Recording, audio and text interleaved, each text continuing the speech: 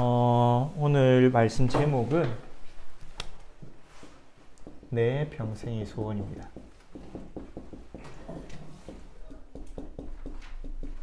오늘 본문 말씀대로 빌립보서 3장 7절에서 14절 그리고 4장 1절을 읽었는데요.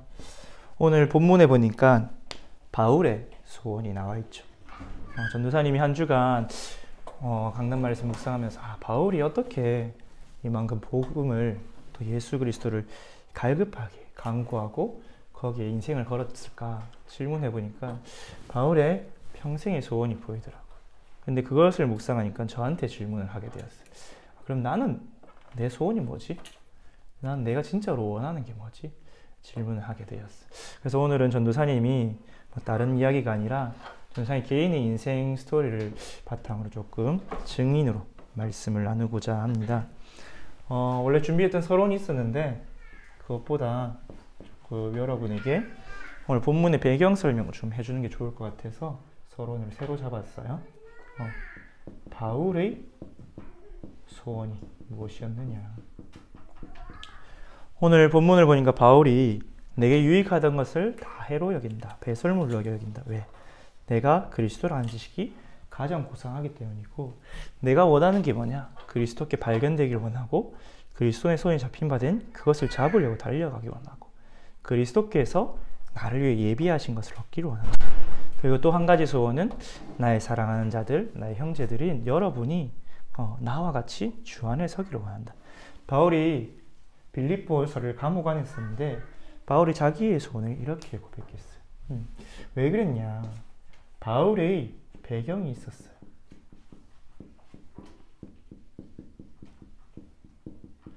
여러분이 잘 알듯이 바울은 길리기아 다소라는 그때 당시 세계 3대 문학 도시에서 태어났습니다.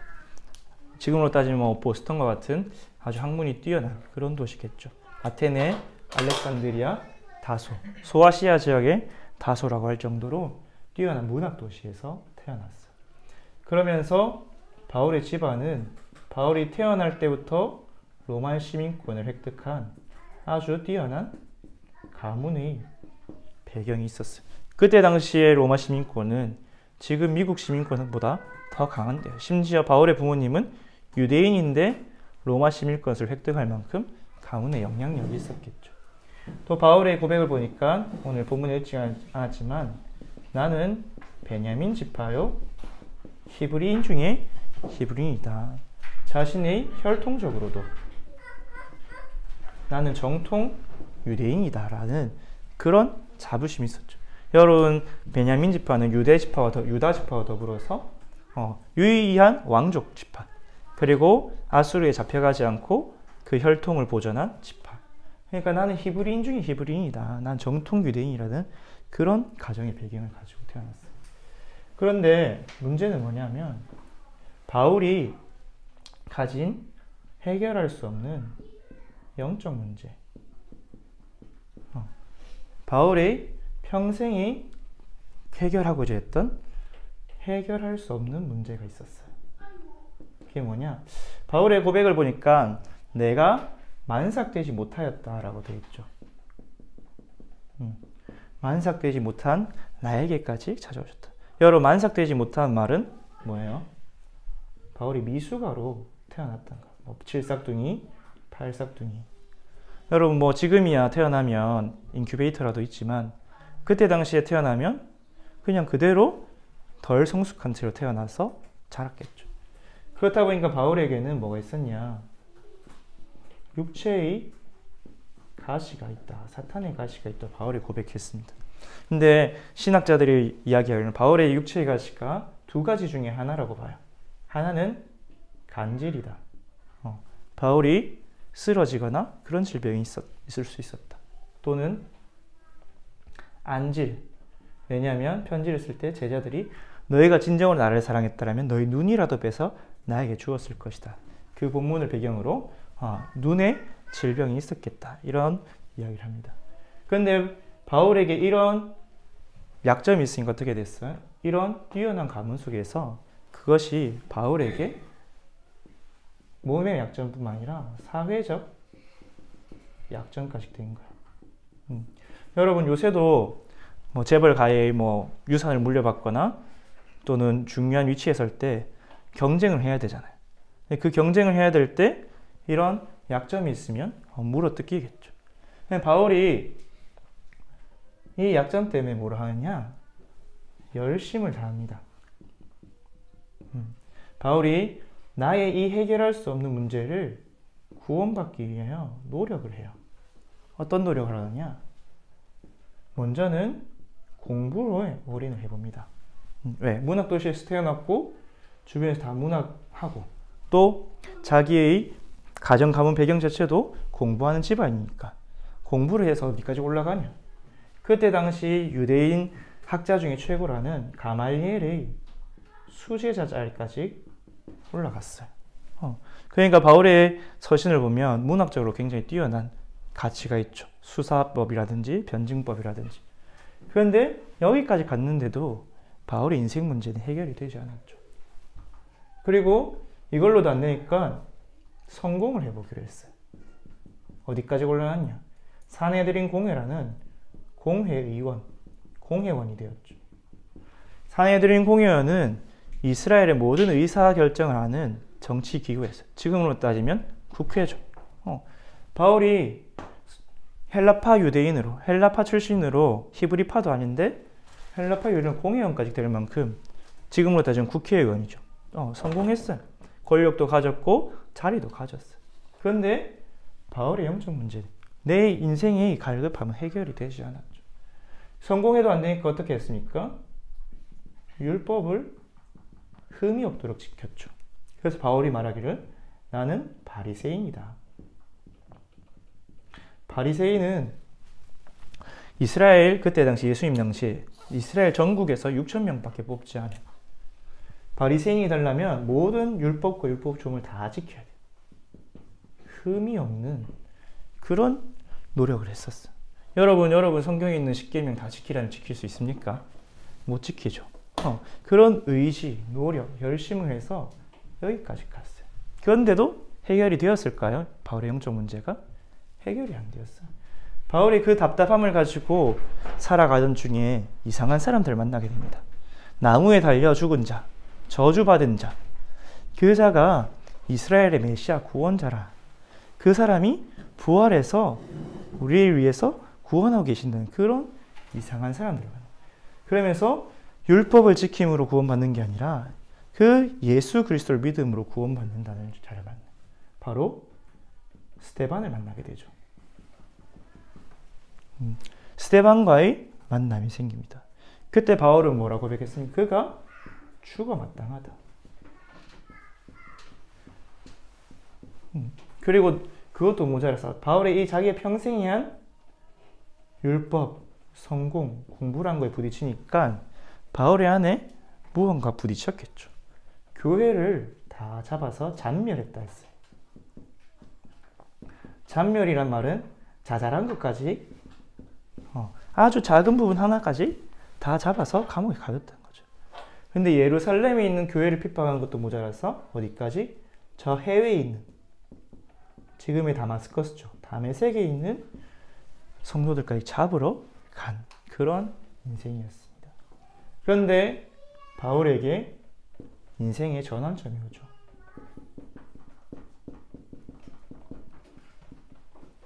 바로 다메섹 가는 길에 누구를 만났습니까? 자기가 핍박하던 그 예수 그리스도를 만났죠. 그때 바울의 모든 인생이 다 깨어졌겠죠. 바울이 평생에 찾아 헤맸던 그 구원자, 나의 갈급함, 답답함, 나의 천형과 같은 영적 문제, 육신의 문제에서 해방해 줄 분, 그분을 찾아다녔는데 그분이 예수 그리스도구나. 내가 핍박하던 그 예수구나. 바울이 바리새인이란 말은 구약의 모든 율법과 말씀에 정통했는 거예요. 그러니까 당연히 메시아, 그리스도도 알고 있었고 왕 제사장 선지자도 다 알고 있었죠. 그런데 그 예수가 그리스도인 사실을 깨닫고 바울의 인생이 완전히 변해버렸죠. 그래서 바울이 즉시로 예수가 그리스도다, 하나님의 아들이라 전했다는 기록이 사도행전 9장에 있었죠. 그래서 이 그리스도를 만나니까 바울의 평생의 소원이 바뀌었죠.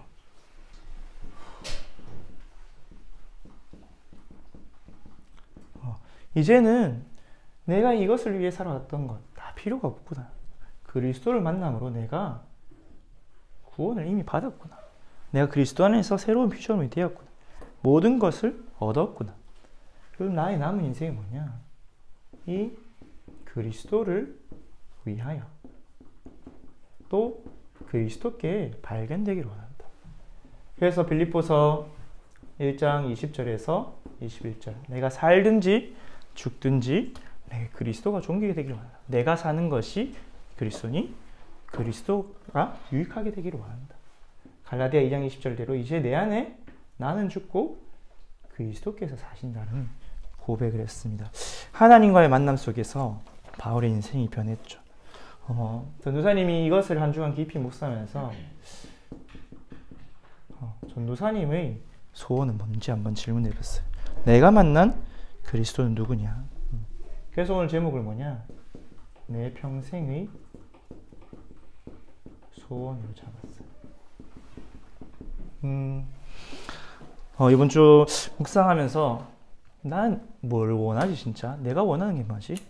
전도사님이 지금까지 인생을 걸어보니까 돈이 많다고 좋은 건 아닌 것 같아요. 뭐 돈은 지금 먹고 살 정도로 싱글인데 먹고 살려면 충분해. 부족함이 없는 것 같아요. 하나님 다 채워주시고 또 사람 때문에 불행하거나 행복하진 않은 것 같아요. 사람은 하나님 허락 속에서 만남의 축복을 허락하시는 거예요. 사람 때문에 오히려 더 문제가 있겠죠. 내가 진짜 원하는 게 뭐지? 근데 또 부끄러운 말이지만 전도사님 막 다른 사람이 막 전도 선교 살아나는 그것도 평생의 소원 아닌 것 같아요. 하나님 내가 쓰임 받다가 그냥 나를 거기에 사용해 주시는 게 감사하고 하나님의 소원이기 때문에 내가 쓰임 받아야겠다는 거지. 그래서 질문을 계속했어요. 한 주간. 그래서 질문하니까 딱 세 가지가 나왔어요. 첫 번째로 내가 가장 행복할 때가 언제냐? 하나님과 깊은 교제를 할 때 제일 행복했어요.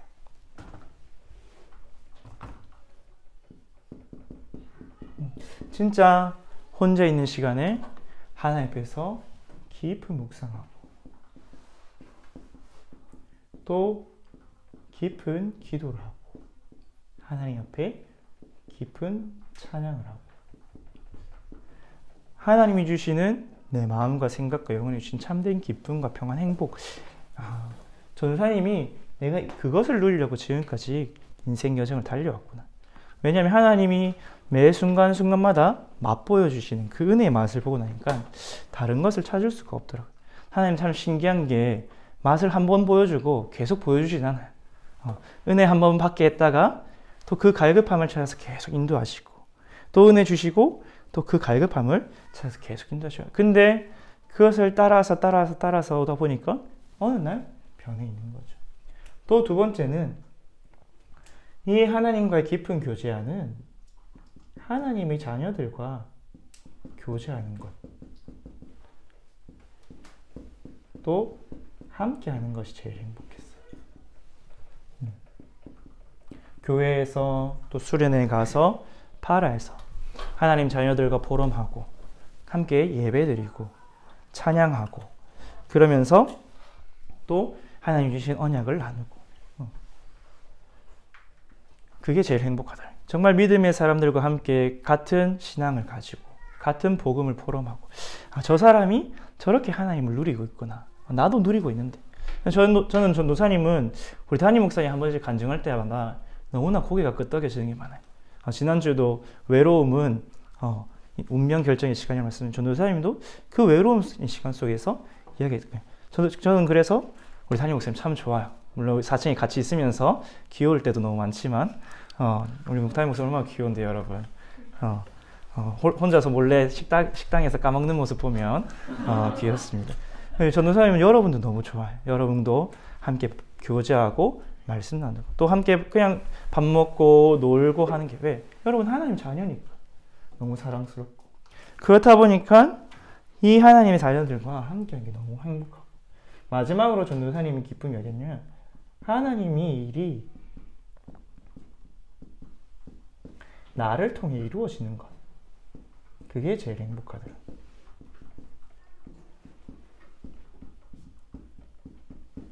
다른 말로 아, 내가 하나님의 일에 쓰임받았구나. 하나님이 나를 통해서 역사하셨구나.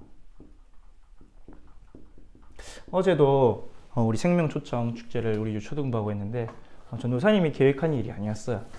우리 부정 권사님이 우리 일민들 전도 일정표 짜야 되니까 한번 해보자 해서 했는데 어제 우리 한 명의 친구가 초청을 받아서 말씀을 듣고 교회 와서 함께 어울리고 있는데 어젯밤에 잠자리에 들기 전에 되돌아오면서 목사님 너무 감사하다.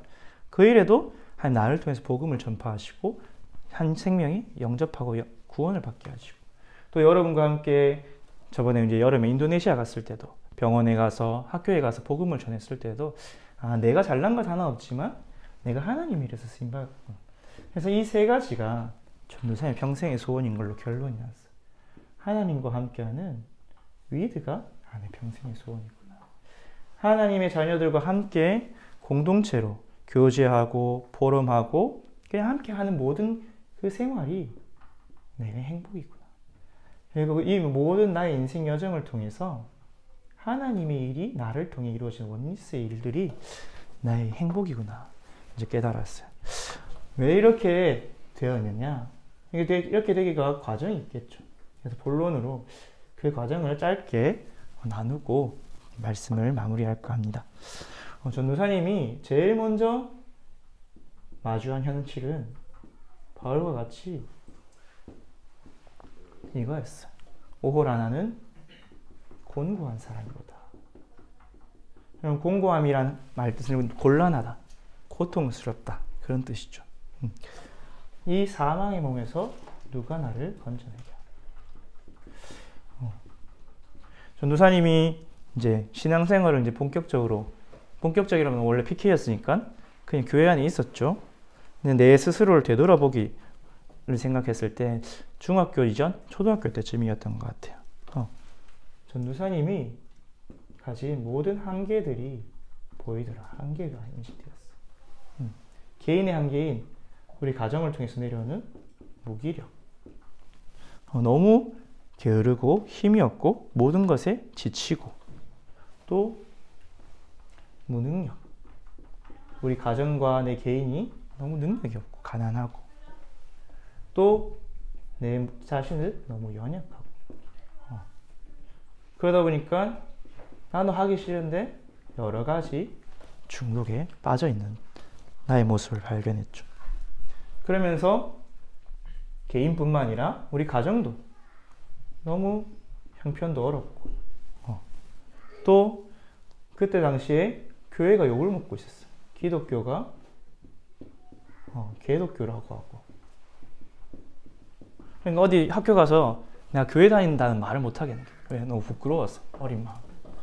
근데 거기가 그냥 일반적인 교회면 또 괜찮은데 심지어 다락방 교회 2단이네. 그런 현실의 모습 속에 난 어떻게 살지? 이런 질문들이 늘 있었어요. 그런데 이게 뭐 하루아침에 없어진 게 아니에요. 초등학교 때부터 중학교 때부터 안 되고 연약하고 계속 게임 중독, 소설 중독, 여러 가지 문화에 중독되는 나의 모습들을 보면서 하나님 뭘 깨닫게 하셨냐. 나는 그냥 성경의 말씀이 있는 줄 알았는데 이게 근본 문제에서 왔구나 발견되었어요. 다른 말로 이게 하나님 떠나서 온 문제구나. 이게 하나님 전도사님께 발견되게 하시더라고요. 그러니까 어느 날 이 답이 다른 게 아니구나. 바울처럼 그리스도가 나의 주인이 되어야구나. 근데 전도사님이 이야기했듯이 고등학교 1학년 때 레스비 세킨과 함께 이 체험을 하니까 이게 너무 행복한 거예요. 내가 진짜 구원받은 하나님의 자녀이구나. 그래서 답이 났어요. 이거예요. 괜찮다. 이게 치유가 돼도 안 돼도 괜찮다. 그런데 이게 치유가 안 되는 것처럼 보였어요. 10대, 20대를 지나도 변화가, 오늘 목사님 강단에서 변화가 없는 것처럼 보였어요. 근데 어느 날 나에게 변화가 되어져 있었어. 전도사님은 그냥 내 힘들고 답답하고 어려운데 그냥 하나님께 기도해서 하나님 주신 그 아주 잠깐의 은혜. 진짜 수련회 가서 잠깐. 진짜 주일 예배 1년에 52주 드리는 동안 한 3번, 4번? 그 은혜의 맛을 보는 게 너무 좋아서 그냥 붙어만 있었는데 하나님이 그렇게 인도하셨어요. 다른 말로 로마서 8장 1절에 있죠. 그리스도 예수 안에 있는 나에게 이게 있구나. 행복이 있구나. 참된 자유와 해방이 있구나. 그러다가 또 이 속에 있다가 또 여기로 돌아갈 때도 있었어요. 물론 또 여기 빠지고 또 이것 때문에 걱정하고 왜 우리 집은 가난할까? 왜 우리 교회는 힘이 없을까? 맨날 훈련 받으러 갈 때마다 다른 교회 차 얻어 타고 가고 낑겨서 가고 그럴 때마다 약간 그런 게 있었다거든. 그래도 이 속에만 들어가면 힘이 났어. 그러다 보니까 전도사님이 하나님을 기도하고 말씀 속으로 들어가고 찬양하는 게 너무 좋았던 거야. 그러면서 또 하나님 주신 두 번째 은혜가 뭐였냐? 요한복음 15장 1절에서 16절. 다른 게 아니구나. 포도나무가 가지에 붙어 있으면 됐듯이 붙어만 있으면 되는구나. 그때부터 했던 것 같아요. 전도사님이 중1 때 청소년 신학원 예비반에서 말씀을 들었거든요. 근데 그때 말씀 주신 목사님 이렇게 이야기하시는 붙어만 있으면 농부 대신 하나님께서 또 포도나무 대신 예수님께서 내 인생을 열매 맺는 인생을 만들어 주신대. 또 그 열매로 하나님께 영광 돌리는 인생으로 만들어 주신대. 그래서 전도사님이 소원을 했어요. 그냥 나도 여기에 붙어만 있고 싶다. 이렇게 소원을 했어요. 근데 그대로 그냥 흘러가게 되더라고. 붙어 있으니까 더 단단하게 붙어 있고 싶었어요. 더 크고 넓게 붙어 있고 싶은 마음이 들더라고요. 쉽다. 그래서 나도 모르게 그 은혜의 맛을 보니까 예배 속으로 또 훈련 속으로 들어가게 되었어요. 그렇게 들어가다 보니까 하나님 뭘 주시냐? 그 속에서 맛을 보게 하셨는데 은혜의 맛들을 보게 해주셨어요. 하나님 예배 드리는 가운데 맛보게 하시고 전도사님이 가장 행복했던 때, 가장 황홀할 때가 언제였냐? 한 번밖에 없긴 한데 예배 드릴 때, 주일 예배 드린 언제인지도 기억나지 않은 그 예배 드릴 때. 근데 그 맛을 보고 나니까 내가 예배를 빠질 수가 없더라고요. 언제 하나님 그 은혜를 이렇게 다시 주실까? 또 나도 모르게 혼자 있을 때 말씀을 묵상할 때 하나님 말씀이 이런 말씀이었어? 이런 뜻이었어? 이 말씀과 이 말씀이 연결되니까 이런 의미로 되겠다는 거.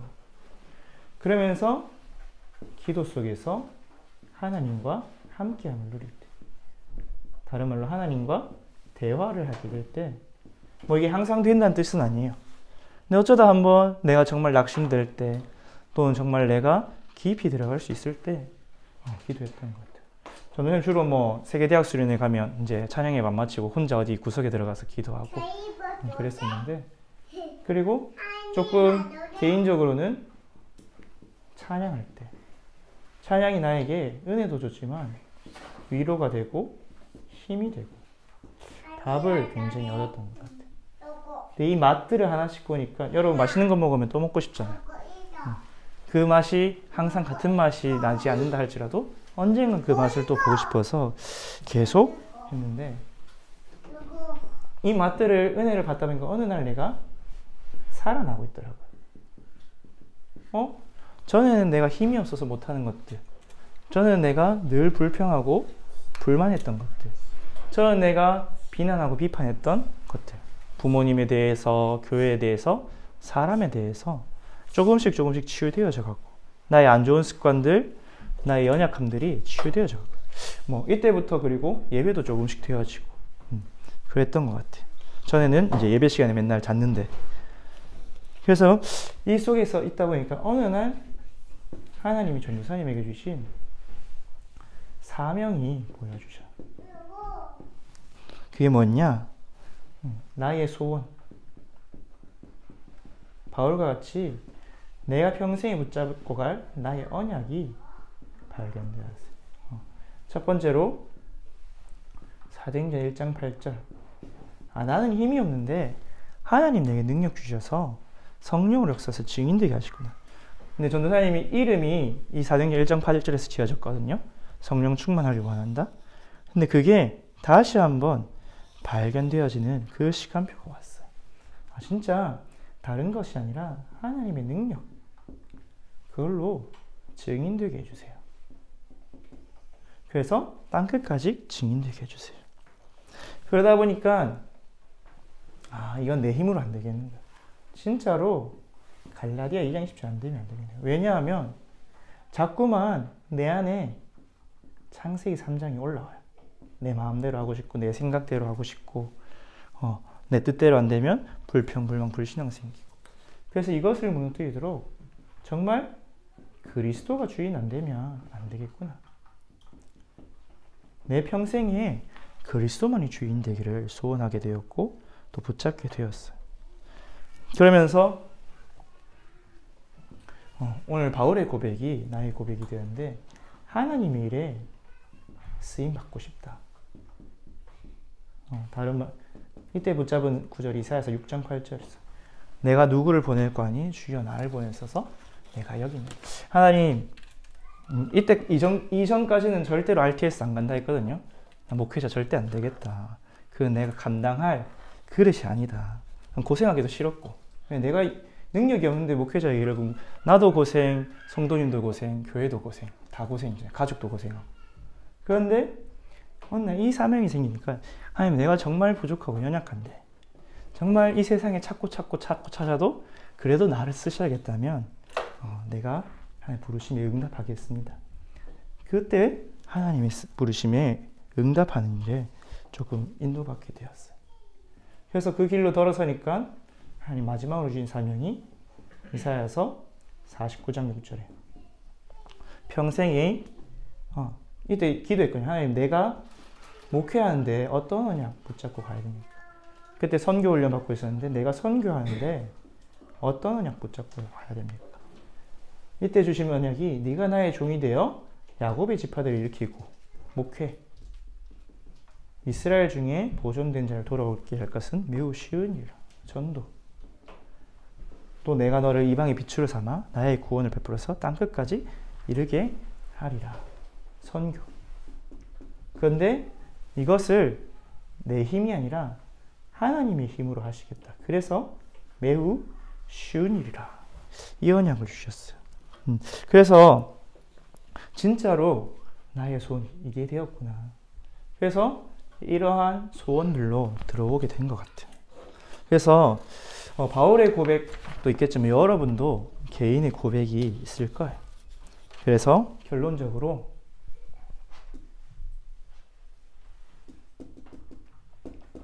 여러분 한 주간 또 새학기 시작되기 한번 질문해 보면 좋겠어요. 나의 진짜 소원은 뭐지? 여러분이 뭐 표면적으로 난 이거 하고 싶어 저거 하고 싶은 게 아니라 정말 내 일생을 두고 내 평생 누리고 싶고 받고 싶은 소원은 뭐지? 한번 질문해 보면 좋겠어요. 그래서 정말로 하나님이 주시는 참된 소원이 발견되어지길 원해요. 빌립보서 2장 13절 말씀대로 너희 안에서 행하시는 하나님이시니 너에게 소원을 두고 행하게 하시네. 하나님이 여러분에게 주신 참된 소원을 발견하면 그 소원대로 인도받아 나갈 거예요. 어제 렘넌트 데이 때 류 목사님이 요셉에 대해서 이야기하시면서 꿈에 대해 얘기하셨죠. 그리고 어제 자체 전도학교에서 류 목사님이 지역 복음화를 꿈꾸라고 이야기하셨어요. 하나님이 여러분에게 주신 그 꿈, 소원이 발견될 때 하나님이 여러분이 예비하신 그 길로 가게 될까. 우리 오늘 찬양한 소원이란 고백, 다윗의 고백이거든요. 다윗의 평생 소원은 하나님이 그 언약궤에 있는 성전에서 하나님과 함께 살고 싶다. 주의 집에서의 하루가 다른 곳에서 첫날보다, 궁정에서 첫날보다 행복하다. 다윗은 고백했어요. 여러분이 하나님이 주시는 참된 행복, 기쁨, 평안을 누리고 인생의 여정을 걸어가기를 기도합니다. 기도하겠습니다. 하나님 아버지 감사합니다. 우리를 하나님의 자녀로 불러주시고 또 하나님의 인생이 예비하신 참된 소원을 발견할 수 있도록 오늘도 말씀을 주시고 또 이 부족한 종을 사용하셔서 말씀을 증언하게 하심을 감사합니다.